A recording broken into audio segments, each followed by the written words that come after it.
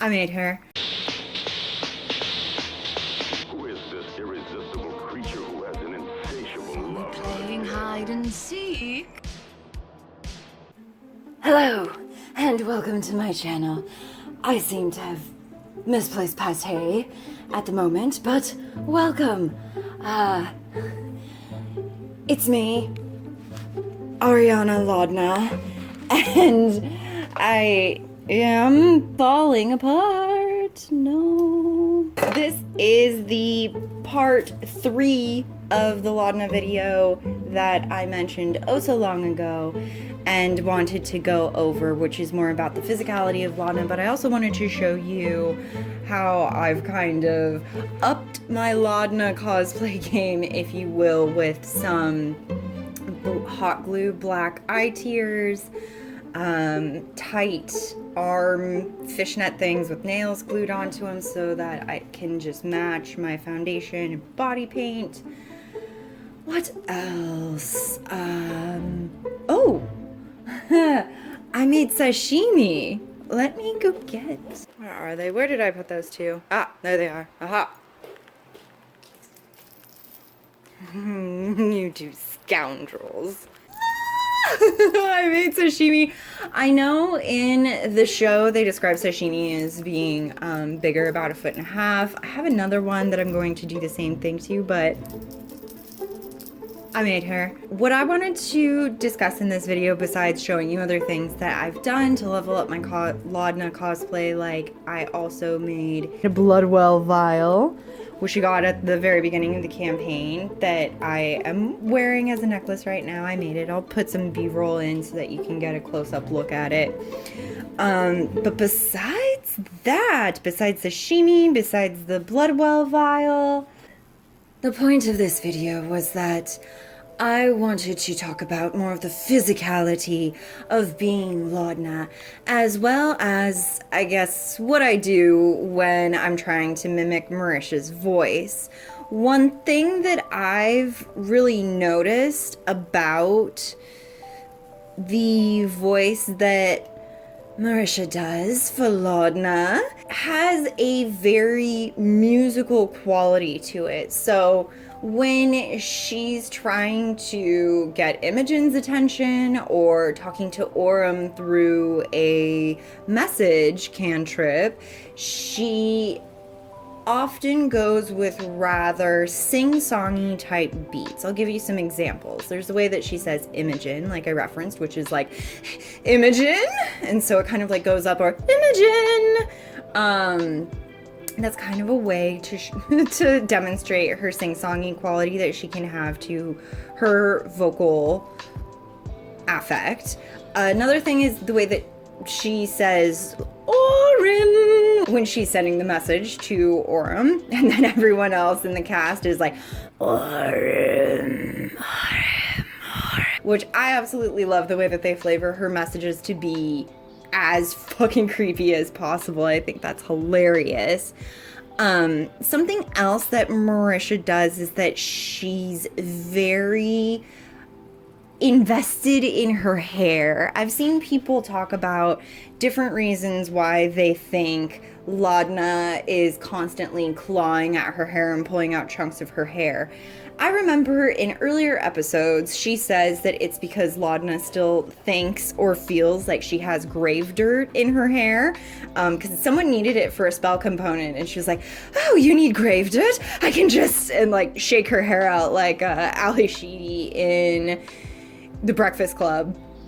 Some people really liked the idea that Laudna was a doppelganger for Keyleth and she's trying to claw out the red paint from her hair, but I think that just being dead and being in a grave also makes sense with that too. Something else that Marisha brings to her Laudna performance that you could use as a cosplayer of Laudna is what I like to call creepy crawly fingers or theater kid fingers. She's very ooky spooky, and this is how she shows Pate doing stuff when she doesn't actually have her Pate plushie or like my little friend here that I made.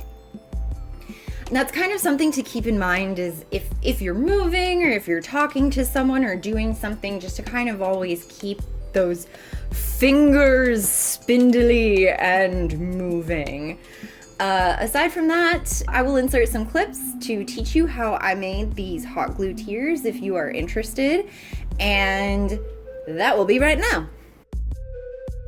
So I got a new low heat glue gun in order to do these tiers. I think it's really important to get a low heat glue gun in order to do this with, because if you go with a high heat one, it's just going to be really thick glue and really uncomfortable to wear around your eyes. The low heat one has a really thin consistency. You can see here that you can choose to build up or not, and it is much more comfortable to wear throughout the day.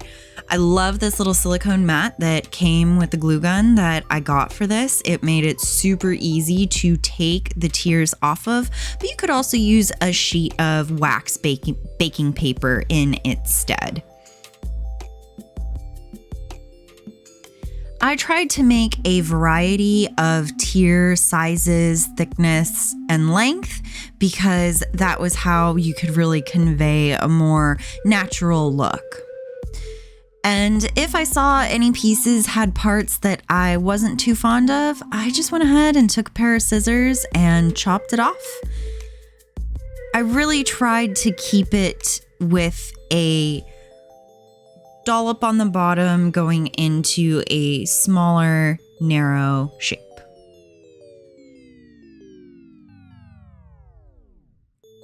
From there, I just took good old Sally Hansen nail polish in black, of course, and began painting my tiers.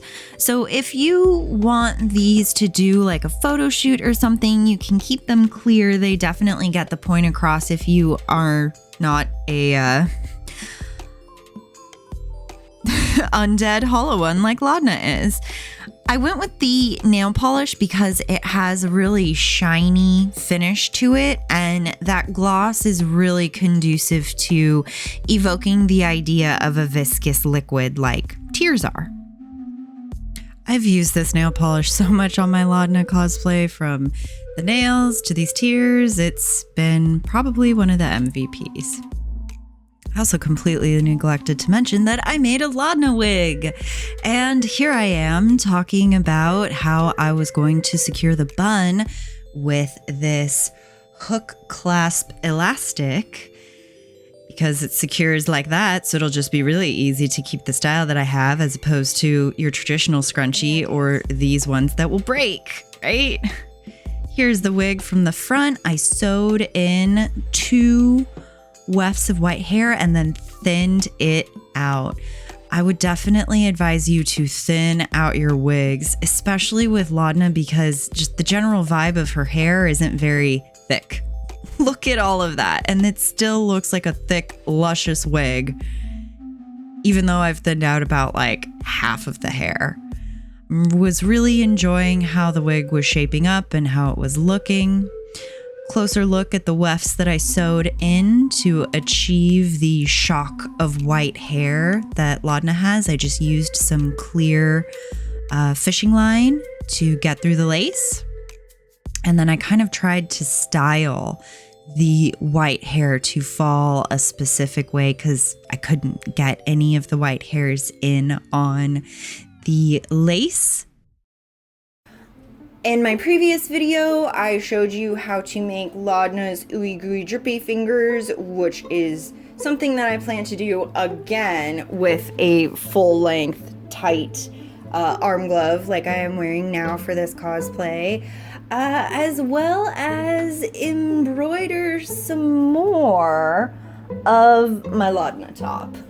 Can't quite see it in here. Maybe I'll put in some pictures, but I still have the gold kind of the gold ribbing on the side of the shirt to embroider, which is time consuming, but definitely doable. What else would I like to talk about? Yeah. So that last episode was real sad, guys, but That's all I'm gonna say. I will catch you in my next one, whatever, and whenever it is. Bye.